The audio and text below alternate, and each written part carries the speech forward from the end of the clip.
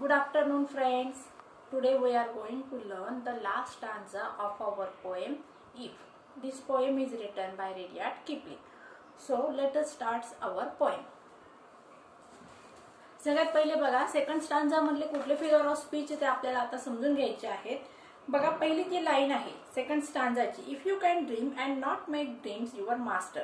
आता या ठिकाणी रिपिटेशन हा फिगर ऑफ स्पीच आहे. ड्रीम ड्रीम हे दोन शब्द आहेत, एक शब्द दोनदा रिपीट करण्यात आलेला आहे. मग कुठला फिगर ऑफ स्पीच आहे? रिपिटेशन. पुढे if you can met with the Trump and disaster. या लाईन मध्ये कुठला फिगर ऑफ स्पीच आहे? अँटीथेसिस हा फिगर ऑफ स्पीच आहे.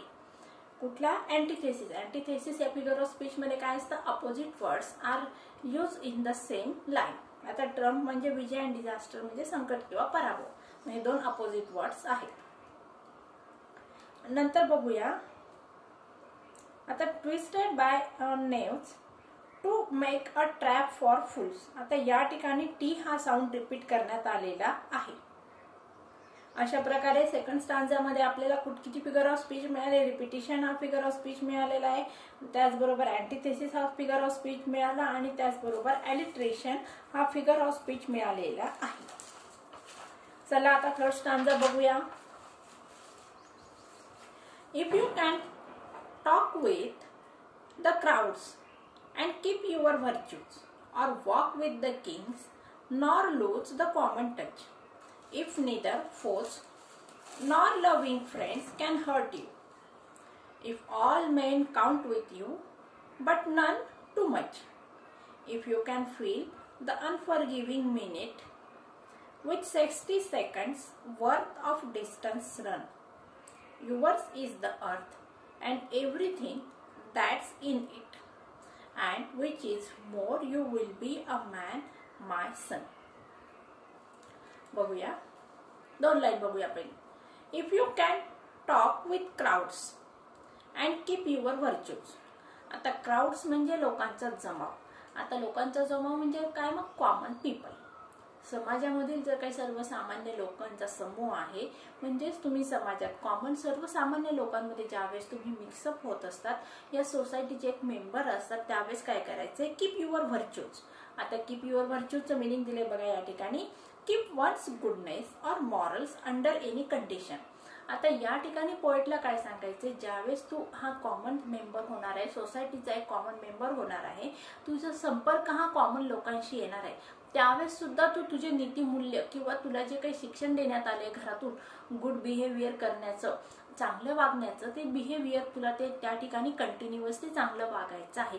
म्हणजेच मग या ठिकाणी तुला कवीने आपल्या मुलाला काय सांगितलंय? तुला वाईट व्यसनांच्या आहारी जायचं नाही आहे.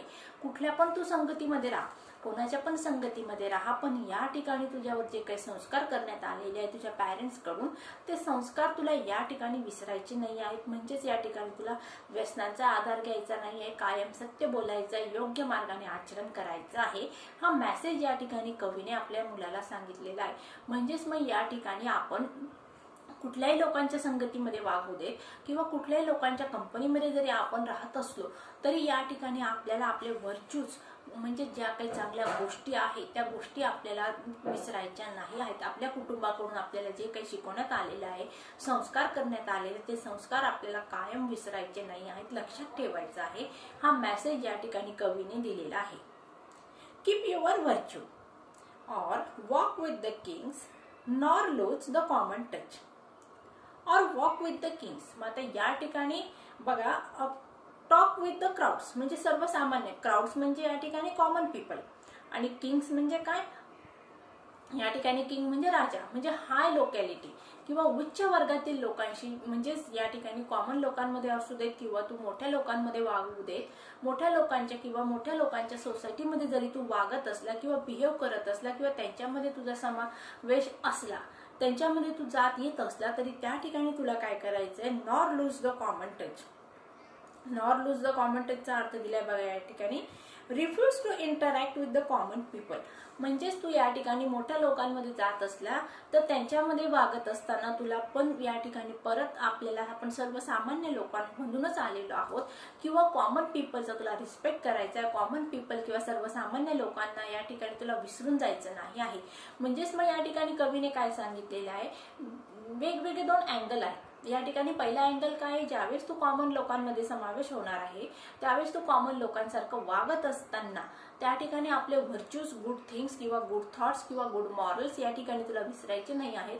आणि त्याचबरोबर तू दुसऱ्याच वेळेस तू मोठ्या सोसायटीमध्ये हाय क्लासमध्ये ज्यावेळेस तू वावरत असणार आहे त्यावेळेस तुला कॉमन लोकांना विसरायचं नाही आहे, हे या ठिकाणी कवीने सांगितलेलं आहे. In the third stanza, first 2 lines, the poet has given the advice to his son when he is behaving or when he is living with the common people.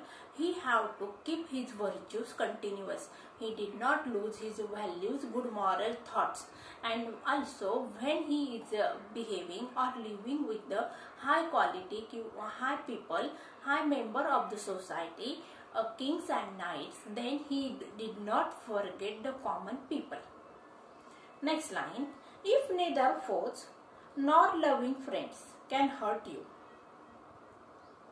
बघा काय सांगितलेलं आहे, if neither foes nor loving friends can hurt you. आता समाजामध्ये बघा आपल्याला काय वाटत असतं की आपल्याबद्दल जे आपले जे मित्र आहेत ते नेहमी आपलं चांगलंच म्हणणार आहेत किंवा आपल्या चांगल्याच गोष्टीचा विचार करणार आहेत. पण या ठिकाणी कवीने काय सांगितलंय, त्याच्या मुलाला काय सांगितलेलं आहे, कधी कधी अशी कंडिशन येत असते, अशी वेळ येत असते की त्यावेळेस आपल्याला आपले जे मित्र आहेत त्या मित्रांकडूनच आपल्याला दगा केला जाऊ शकतो किंवा दगाफटका केला जाऊ शकत असतो. त्याच वेळेस तुझे जे शत्रू आहेत, फोज म्हणजे शत्रू आणि फ्रेंड्स, लव्हिंग फ्रेंड्स म्हणजे काय, आपले मित्र. मग मित्र असू देत किंवा शत्रू असू देत, मित्रांकडून कायम आपल्याला दगाफटका केला जाऊ शकत नाही या भ्रमात तू राहू नको. मित्रांबरोबरच शत्रू तर आपले दगा करतात हे आपल्याला माहितीच आहे, परंतु मित्र सुद्धा तुला दगा देऊ शकतात, तुला काही काळं बेरं करू शकतात. तर या ठिकाणी तू काय करायचं आहे, कायम सावध राहायचं आहे. त्या काळ्या घटकांपासून किंवा वाईट गोष्टींपासून तुला काय करायचं, दूर राहायचं आहे. Loving friends can hurt you if all men. आता या ठिकाणी बघा, फोर्स और लव्हिंग फ्रेंड्स 2 ऑपोजिट वर्ड्स, परत अँटिथेसिस हा फिगर ऑफ स्पीच आहे. आले लक्षात. If all men count with you but none too much.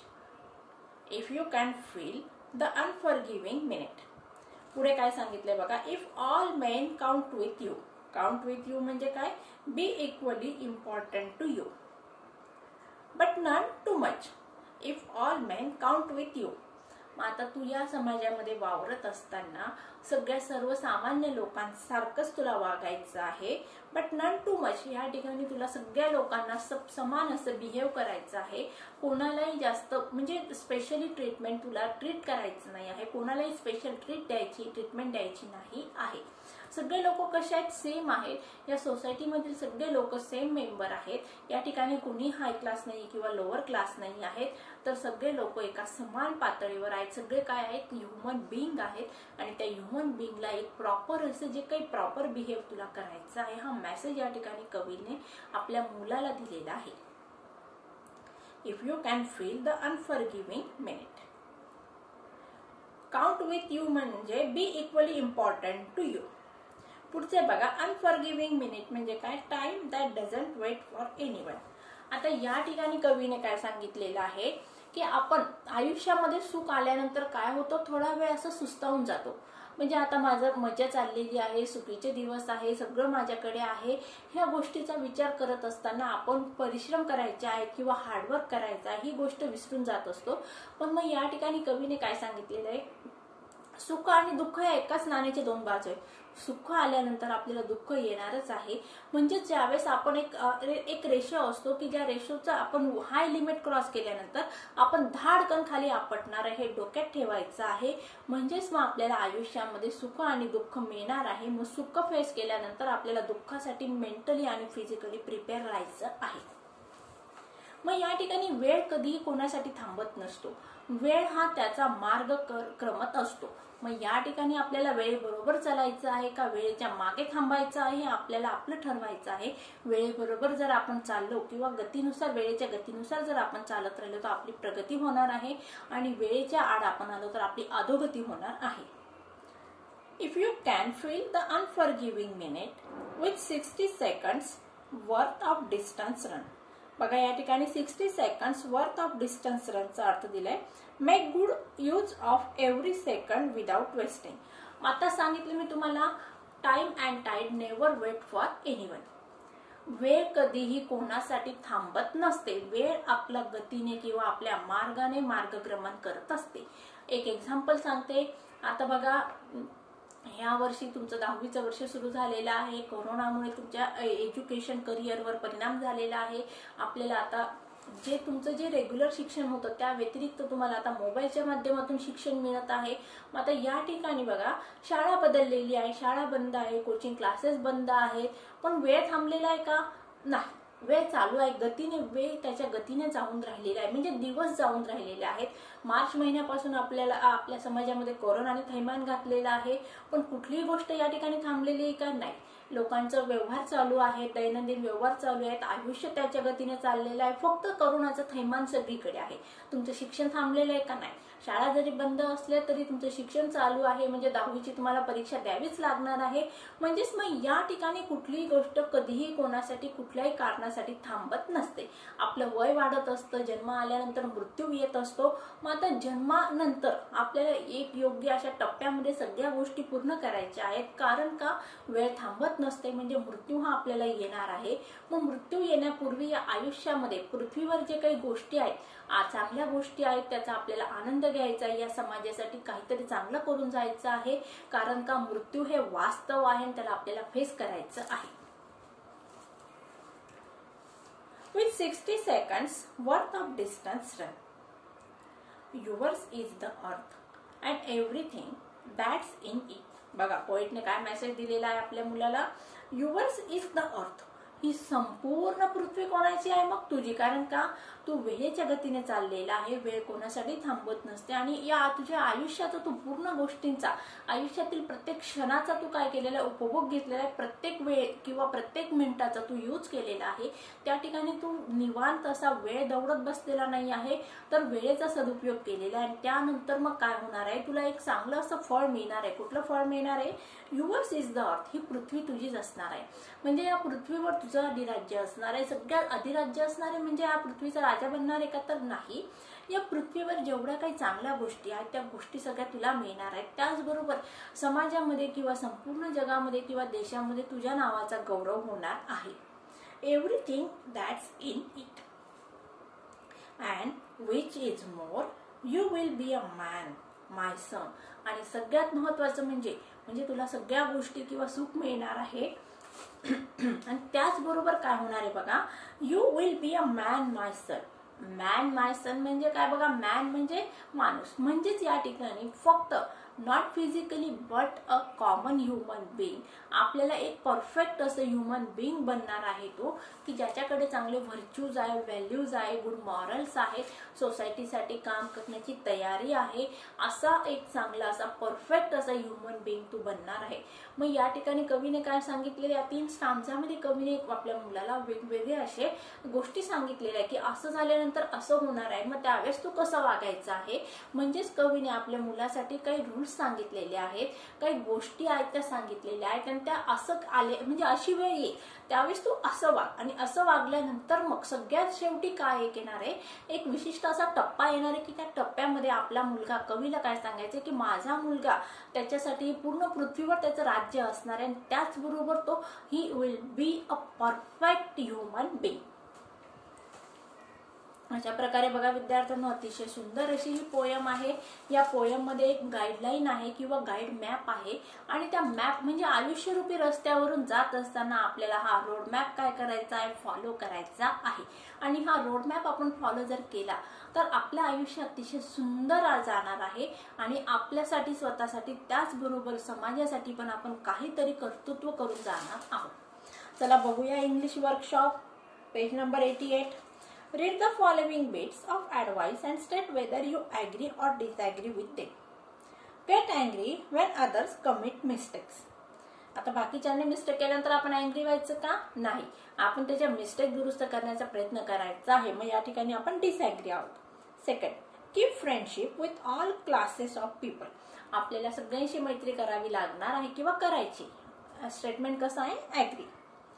Run away from trouble. संकट आले की पळून जायचं का? नाही. You are disagree with this statement. Hate the rich people and help the poor. Disagree. Rich काय करायचं? रिच पीपल यांचा तिरस्कार करायचा आणि पुअर पीपल यांना मदत करायची, तसं करायचं नाही. Get angry Wien others blame on us. आपल्याला अँग्री व्हायचं ज्यावेळेस बाकीचे लोक तुमच्यावर दोष देतील त्यावेळेस अँग्री व्हायचं का? नाही, disagree. Last one, reconstruct something we have built with care even if it has been broken by others. Sorry, reconstruct म्हणजे परत एखादी गोष्ट आपल्याला पुनर्बांधणी करायची आहे की जी आपण अतिशय प्रेमाने बांधलेली आहे. ती गोष्ट तोडण्यात आली कोणाकडून तरी, त्यावेळेस काय करायचं? आपल्याला ती पुन्हा उभारायची आहे. अग्री. पुढे second, pick out and enlist the positive and negative qualities from the poem in the respective columns. Positive म्हणजे चांगल्या गोष्टी आणि निगेटिव्ह म्हणजे वाईट गोष्टी आपल्याला काय करायचं या ठिकाणी लिहायचं आहे. आता पॉझिटिव्ह कॉलम मध्ये पॉझिटिव्ह गोष्टी लिहायच्या, निगेटिव्ह कॉलम मध्ये निगेटिव्ह गोष्टी लिहायच्या आहेत. बघा, पॉझिटिव्ह मध्ये एक दिलेला आहे कीप युअर हेड, निगेटिव्ह मध्ये लूज युअर हेड. आता या ठिकाणी बघा increase your patience. Negative positive मध्ये काय येणार? Increase your patience. निगेटिव्ह मध्ये काय येणार? Lose your temper. पॉझिटिव्ह मध्ये डोंट डील इन लाईज. मग निगेटिव्ह मध्ये deal in lies. Don't give away to hating, give way to hating. बघूया पुढे. Why do the lines in the poem begins with if you can. What effect does this have. मग काय सांगितलेलं आहे? Personal रिस्पॉन्सचा प्रश्न आहे. या ठिकाणी काय विचारण्यात आले बघा तुम्हाला. प्रत्येक ओळीची सुरुवात इफ यू या शब्दांनी का करण्यात आलेली आणि त्याचा काय परिणाम झालेला आहे. आता हा पर्सनल रिस्पॉन्सचा प्रश्न आहे, याचं उत्तर तुम्ही स्वतः लिहिण्याचा प्रयत्न करायचा आहे. पाचवा प्रश्न बघूया. Say what. काय होणार? Are the two impostors. कुठले दोन इम्पोस्टर्स आहेत? Trump and disaster. Can unforgiving minute be made up of 60 seconds of a good work. पुढे say who. should you trust when doubted. trust yourself. कोणाला trust करायचं आहे? trust yourself. लिहून घ्या उत्तर. trust yourself. पुढे can you talk with and walk with. talk with crowds and walk with kings. पुढचं say when. Can earth becomes your. पृथ्वी कधी होणार आहे तुमच्या मालकीची? लिहा when you followed all the conditions prescribed by the poet. लिहा when you followed all the conditions prescribed by the poet. Should you start rebuilding with the old tools. लिहा उत्तर when the things you have given your life are broken down. When the things you have given your life broken down. पुढे लिहा. पुढचा प्रश्न say why. Do knaves twist the truth for their own benefit. For their own benefit. पुढचं should you consider all men equally important to be a humble and good human being. काय लिहिणार त्या ठिकाणी? to be a humble and good human being.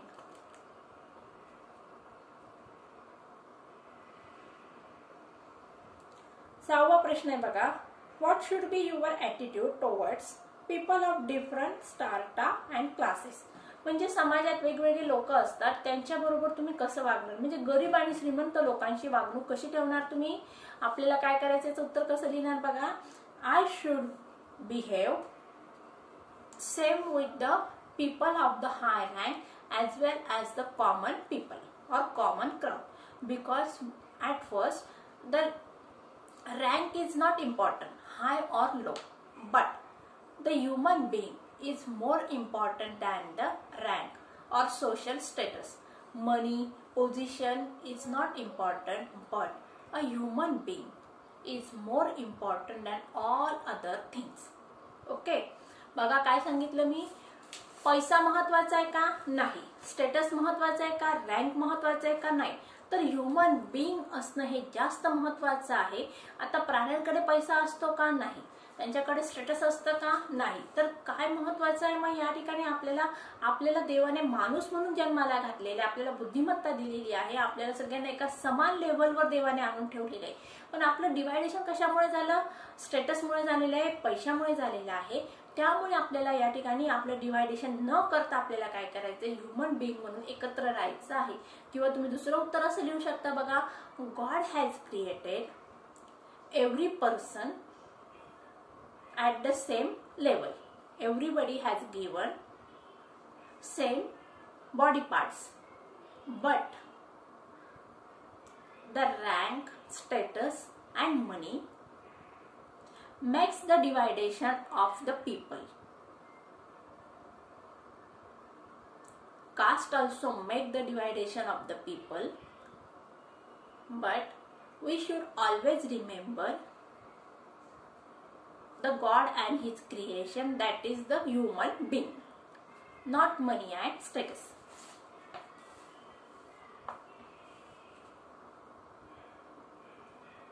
सातवा प्रश्न बघूया. What according to Rudyard Kipling is the highest quality what makes a man a true human being? चांगलं human being बनण्यासाठी कुठली हायेस्ट क्वालिटी असणार आहे. तर मग या ठिकाणी आपल्याला उत्तर लिहायचं. या ठिकाणी परत पर्सनल रिस्पॉन्सचा प्रश्न आहे. या ठिकाणी मी माझं पर्सनल ओपिनियन सांगते. We should behave at the same level with the common people as well as the people of the high rank or high society. We should never treat one line behavior with the common people and other behavior with the high people or the high society members.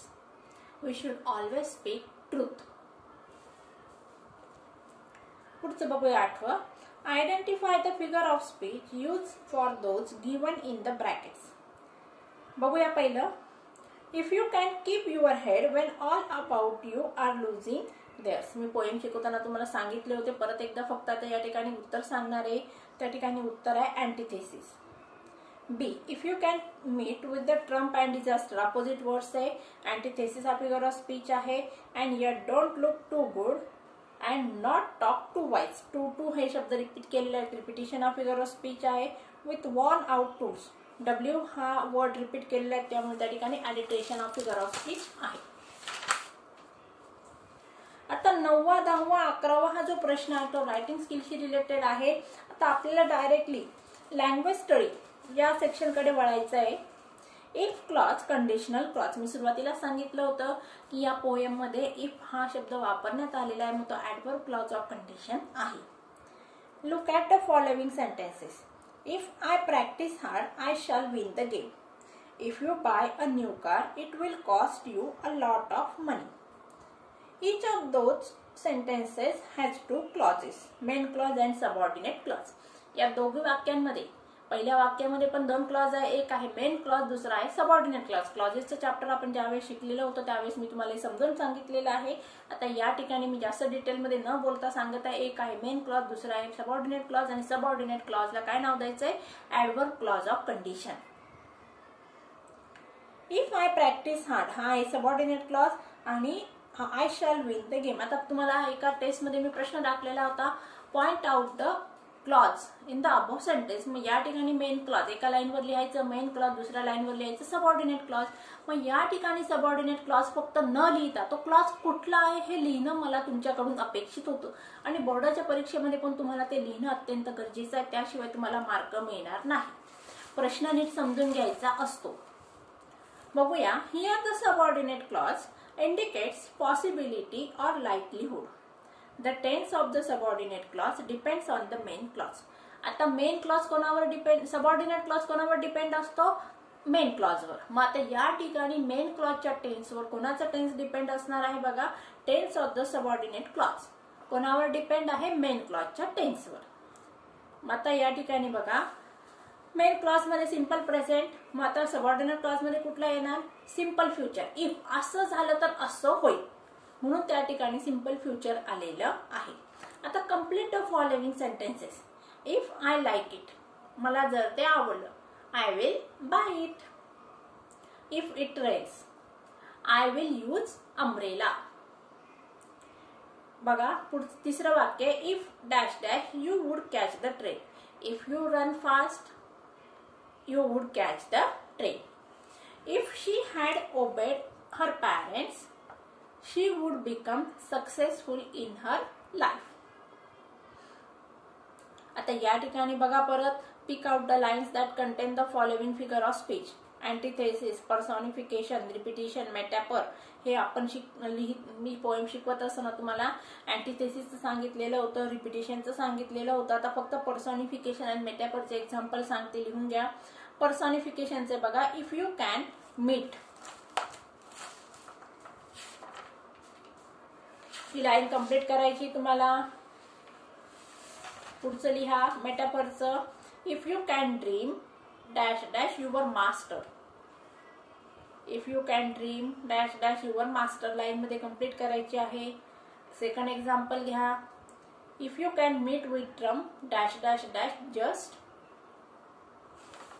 If you can trump and disaster dash dash just the same.